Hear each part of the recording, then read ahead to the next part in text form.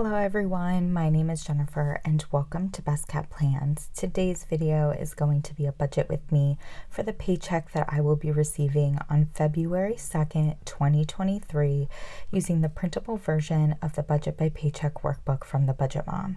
If you're interested in seeing that, please stick around.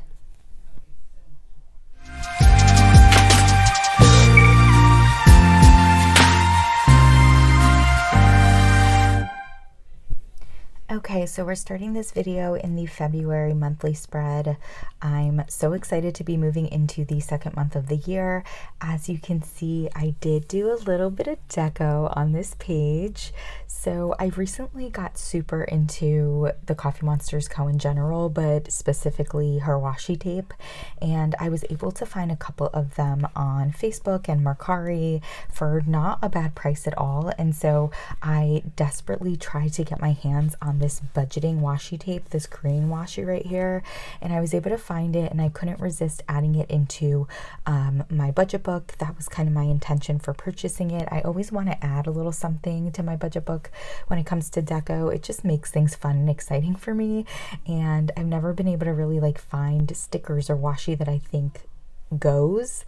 So I was really excited to find this. I love the way that this washi looks in the monthly spread. But for this paycheck, it's the paycheck I'm receiving on February 2nd.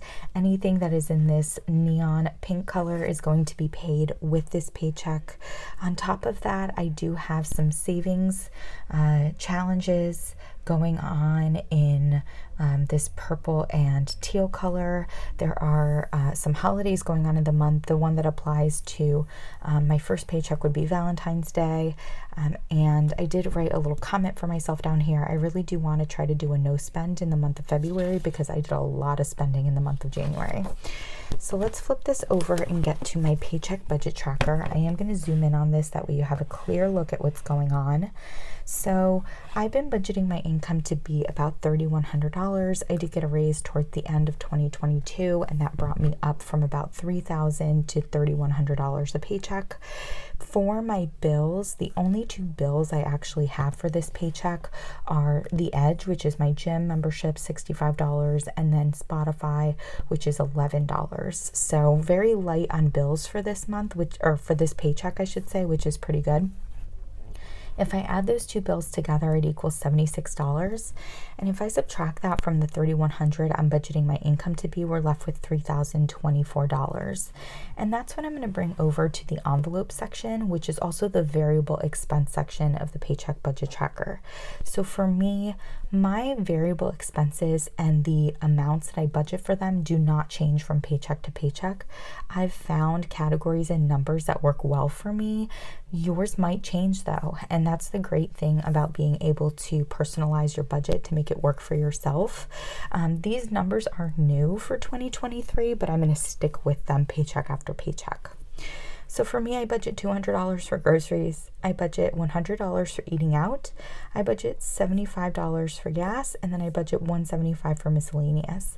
If I add all these values together, it does equal to $550. And if I subtract that from the $3,024 I was left with after paying my bills, I do have $2,474. And I'm just realizing I didn't put that leftover amount up here. I need to go back and write that in.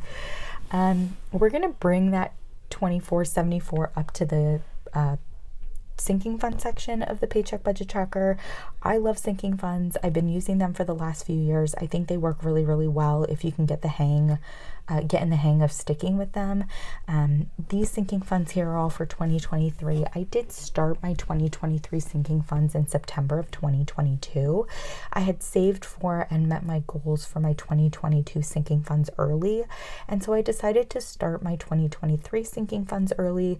That just allows me to be able to put less per paycheck towards my sinking funds, which means I have more cash per paycheck to do other things. So for me, the sinking funds that I'm working on are going to be $50 for travel, $25 for Black Friday, $36 for Christmas, $100 for subscriptions, $19 for medical, $110 for car insurance and taxes, $50 for giving, and $100 for my RN/APRN licenses. Now, some of these values might seem a little odd to you, like 36, 19. The reason why they are is because I'm doing a sinking fund snowball. I initially, at the beginning of the year, had more sinking funds than this, but I have been able to reach goal on a few of them. And when I reach goal on a sinking fund, I do take that money that I would have put towards that sinking fund and I put it towards a different sinking fund. That allows me to reach my goal on my sinking funds a lot more quickly. So medical is getting a little bit of an odd number because we're about to hit goal. And then Christmas is getting a little bit more than usual because I'm going to have some leftover funds, basically. So even if I hit goal on a sinking fund, the total amount towards my sinking funds will stay the same until all of them have reached goal, and that's $490. If I subtract the $490 from the $2,474 I was left with after my bills and my variable expenses, I do have $1,984 left. I am actively trying to pay off my car. I have two sources of debt. I have a car loan and I have my student loans.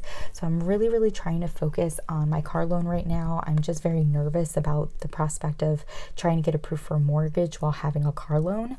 So I'm really trying every paycheck to put extra money towards it if I can. Because we had only a couple of bills this pay period, I am putting quite a bit of money towards my car. My usual car payment is about $460, so I'm making even larger than a regular car payment. I'm going to be putting $584 towards my car. After that debt contribution, we're going to be left with $1,400, and I'm going to be dividing that up between my house savings and then one of the 2023 savings challenges. So for 2023, the Budget Mom didn't release specific savings challenges as a purchasable product. She does have a Facebook group. She's releasing one free challenge on that Facebook group every month. Instead of doing that, because I kind of like to plan ahead for my savings challenges, I just went back into the 2021 and 2022 savings challenges that I had previously purchased from her, and I picked different ones out that I wanted to do. So one of the ones for February, I need to remove the cash directly from my paycheck, so that's why we're seeing it listed here. One thing that I do want to say is that I alluded earlier to the fact that I kind of overspent in the month of January. I got really into purchasing TCMC washi tape. I ended up purchasing a Hobonichi Weeks because I wanted to give it a try as an on-the-go planner. I purchased some products for that Hobonichi Weeks. I did more spending than I normally would on planner-related products. I ended up using my Discover credit card to get cash back, but I do need to pay that bill, and I'm going to pay it with this paycheck. So at the end of the day, when I get paid on the 2nd, I'm actually not going to be putting $1,258 towards my house savings. It's probably going to be a couple $100 less than that, solely because I want to pay that Discover credit card bill. And the reason I don't have it written in here yet is because there's actually like 2 or 3 pending like transactions on it, and I don't know exactly how much I have as my due amount or as my cashback amount, because whenever I use my credit card, I'm basically utilizing it to get cash back, and I always take that cash back and apply it to the bill and then pay whatever's left over. So I don't know exactly what those numbers are going to be yet, which is why I didn't include it on here. So just know in the back of your mind that the house savings amount is going to be a little bit less than $1,258 because I am going to pay that Discover card. If we do add what I'm contributing to my house and to the 2023 savings challenges together, it does equal $1,400, which leaves us with $0 left over. The budget by paycheck method is a zero-based budget method, so we want to be left over with $0. Now, I'm flipping the page over and showing you all my cash envelope breakdown, but I actually didn't finish filling it out for this paycheck. Just as a little bit of an overview, for my sinking funds, I always pull largest bills possible. For my savings challenges, same thing. When it comes to my variable expense cash envelopes up here, number 1, you'll see that groceries is missing. I actually pay for my groceries online because I usually do pickup, so I don't pull out that money in cash. I just have it in a separate checking account. But for the other 3 variable expenses that I have, I do pull the money out in cash, and the denominations that I utilize do change from paycheck to paycheck based on my savings challenges and what I need to pull from my envelopes for those challenges. So when I do my cash envelope stuffing, which we'll be posting on Saturday, you'll actually see what my denominations ended up being for this paycheck, and you'll see me stuff all those envelopes. That is it for this Paychecks budget with me. I hope you all enjoyed this video. I do try to give a little bit of explanation as I'm filming these videos to kind of clarify certain points or things in my budget that might vary from person to person. I always say that at the end of the day, a budget is a very, very personal thing, and what works for me may not work for someone else. I think it's about figuring out what actually works for you when it comes to budgeting, because if it's not really aligning with your needs or your budget style, you're not going to stick with it. If you have any questions or comments about the way that I budget, please do not hesitate to put a comment down below. And as always, please be safe, everyone. Bye-bye.